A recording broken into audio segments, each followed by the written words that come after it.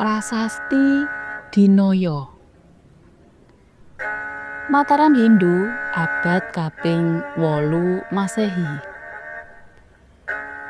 Kanggo nyengkuyung karepe Rahyan Dewa Sima, niat mirong kampuh jingga lumawan panguwasane Raka Kaipe sinuwun Sri Panangkaran. Perlu kekuatan wadya sing petingan. Mula Rahyan iku age tata-tata ngatur siasat. Sepisan ndapuk prajurit sandi kanthi sesideman. Kang kapindho nyebarake rasa kurang marem marang para manggala, prawira lan lelurahing pepatan. Tumrap kawicaksanane ingkang sinuwun sing dianggep kurang bener. Ora mokal yen jroning kekuatan prajurit Mataram banjur tuwuh perpecahan antarane sing padha setya marang Srinata lan kamihak Rahyan Dewa Sima. Ora kebener jroning pasewakan Patih Gajah Ranu marak Srinata ana dalem agung jroning kraton Mataram. Perlu ngaturake kabar yen rayi dalem Rahyan Dewa Sima nata kekuatan siningit. Pandangane sinuwun tejah Purnapana Panangkara. Mengko gek kabar iku disebarake dening pihak kang niat mecah-mecah paseduluranku kelawan brayate Yayi Dewi Retno Pamekas kakang. Mongso Dimas Rahyan Dewa Sima katik akal-akal arep mbrontak. Alasane apa? Kula boten saged ngrumiyini kawontenan sinuwun. Ingkang kula aturaken menika adhedhasar abdi dalem prajurit pajineman mata pita sandiyuda. Kanggo mbuktekake bener lan orane kabar iku kakang, saiki uga sira sun utus menyang kraton Kalitan. Paringna dawuh ingsun animbali Dimas Dewa Sima supaya marak. Anggonu budal tumuju menyang kraton Kalitan aja nglangke. Prayoga angantiya prajurit pengawal. Paring sithik sak bergodo kanggo ngawekani mbok menawa ing kono mengko ana rubeda. Sing kadhawuhan matur sendika manembah banjur madal pasilan. Tata-tata bidal nganti wadya.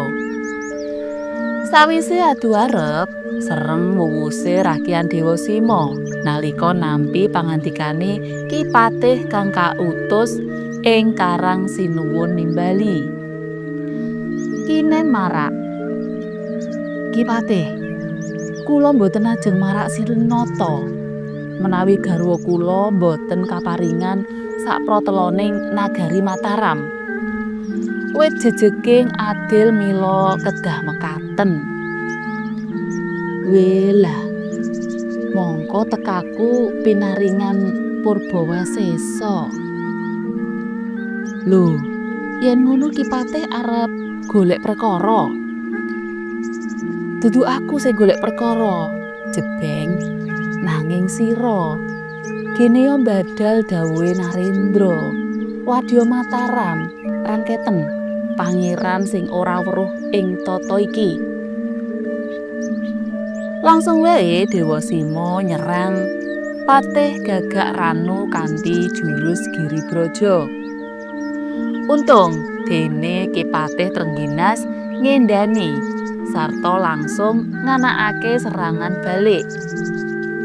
Sapirang-pirang wadya sininge jumedhul langsung nyerang pengawale Ki Patih.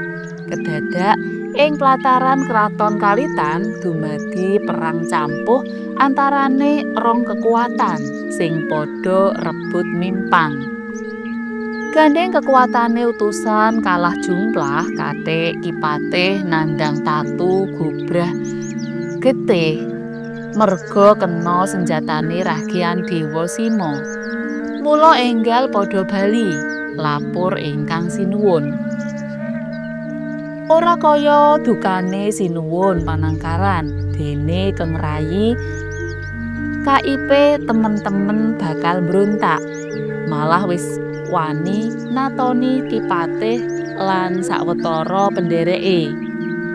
Mula age wae Srinata bebarengan para Ragian Mahamentri siji Halu, Ragian Mahamentri siji Hino, Ragian Mahamentri siji Sirikan, warga Panca Wilwatikta, warga Darmaputra lan wadya pepangkone dhewe-dhewe gegancangan tumuju Kraton Kalitan.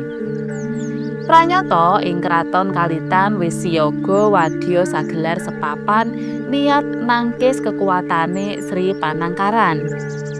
Temah Katon Kalitan lan sakiwa tengene dadi ajang perang sedulur sing banget nggegirisi lan gawe ngresing ati.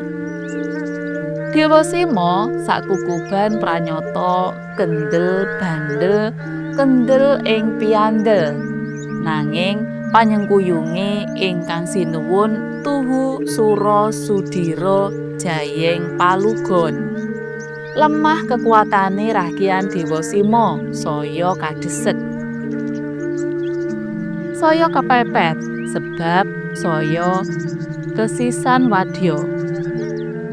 Isin apa wirang apa Ragian sing bruntak iku age tinggal glanggang colong payu ninggalake payudan kanthi anganti garwa putra sarta wadya pandhereke. Ora mung ninggal glanggang payudan kanthi sarana kreta lan jaran cukup akeh nanging uga ninggalake Kraton Kalitan lan kutha raja Mataram ing Poh Pitu. Lumayune Ragian Dewa Sima sakukuban mangetan lan mangetan terus nanging tetep dioyak dening sinuwun Tejah Purnapana Panangkaran sawadya panyengkuyunge.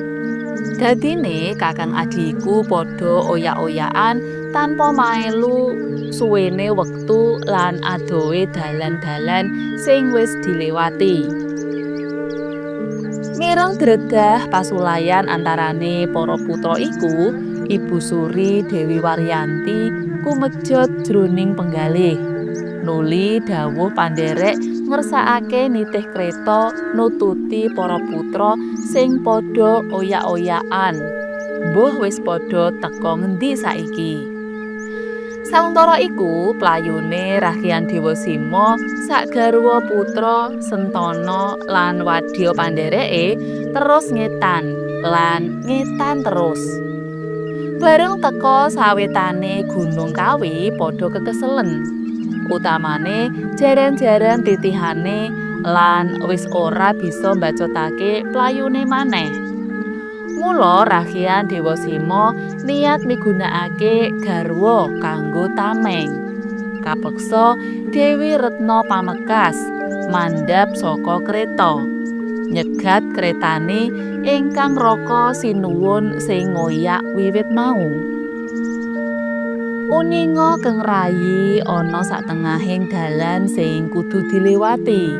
Ingkang sinuwun age dawuh kreta titihane sak pendhereke pisan supaya mandheg. Srinata banjur mandhap saka kreta titihane, nuli nyaketi kengrayi kinasih. Duh Kakau Prabu, memani ing jagat sesotyaning bawana. Ature Sang Ayu, biraten Bramantyanira sarana tirtaning kawicaksanan Kakang. Yayi, Yayi Pamekas, kene sira ngrojoki sisihanmu sing kiatnat kianat marang ingsun, Yayi. Kakang Dewasima pancen luput Koko Prabu, wajib nampa pidananing raja. Nanging gandeng aku tresna marang sisihanku, becik aku wae sing panjenengan pateni Koko Prabu. Durung nganti Srinata manabda kedadak kretane sang Ibu Suri prapta. Dewi Waryanti sing wis sepuh iku mandhap saka kreta titihane, nyaketi para putra kang nembe wawan rembug. Oh anakku, ngger sak koron, aku tresna banget marang sira lelorone. Mula aja padha memusuhan ya ngger. Tak jaluk rilane kaki Prabu Panangkaran. Paringno titah sakwetane Gunung Kawi iki semangetan dimen winengku kadangmu anom kanggo hadeg negara kanthi kutha raja ing kanjurungan kene ya kaki. Iki pamundhute ibu, turutana. Sang Ibu Suri manabda. Ngemban dawuhing pepundhen Srinata rila legawa ing penggalih temah rakian Dewasima anyaket mangestu padha marang Raka Sri Panangkaran dalasan Ibu Suri Dewi Waryanti ingkang banget kinabekten. Salah sijine ing antarane kabar saka negara Cina kang katulis ing kitab sejarah Dinasti Tang. Nyritakake menawa Raja Holing kang kutha rajane ana ing Copo, keturunane aran Kiyen, mindhah kutha raja iku menyang Popito. Banjur nalika taun 755 Masehi ana brayat agung sing mindhah kraton menyang Pulo Jawa sisih wetan, menyang ing Kanjuwan. Kabar saka Cina mau bisa dijlentrehake dening prasasti Dinaya kang tinemu ing tlatah salor kulon. Malah saiki prasasti Dinaya kanthi angka taun 760 Masehi. Gunakake aksara Kawi kanthi basa Sanskerta. Isine nyebutake sawijining krajan sing kutha rajane ing Kanjuran, kira-kira wae desa Kejuron saiki. Rajane aran Dewasima. Panjenengane kagungan putra asma Pangeran Liswa. Sawise gumanti jumeneng raja, Pangeran Liswa jejuluk Gajayana. Sri Gajayana kagungan putri asma Utajana. Kasebutake uga hadeke papan pamujan kanggo Dewa Agasta dening Sri Gajayana. Cutha.